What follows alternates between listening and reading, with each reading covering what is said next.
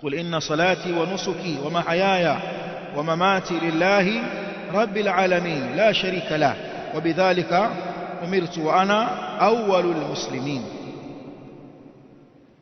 Na mtu anayefanya riya, hakika ya hali kwake yeye ni kwamba amezijaalia ibada anazozitenda, ima ibada ya utoaji au ibada ya kuabudu swala kadha, ameyajaalia hayo mambo ya kiibada kuwa ni kipandwa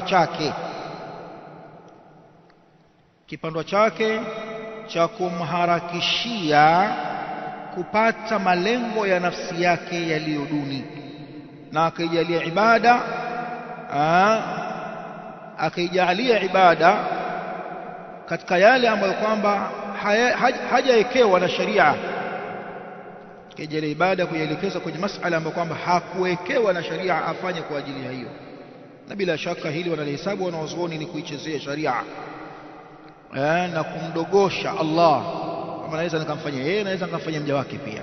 Kwa hiyo kuna istihana bi maqami al-uluhiyya, kadhalika kuna wad'u lil'umur fi ghairi mawadhi'iha, kuyaweka mambo mahala pasipokuwa kwake. Hii ni dhulma, na Allah subhanahu wa ta'ala amewakemea aina ya watu ambao wanafanya amali zao kwa lengo la kuwaonesha watu.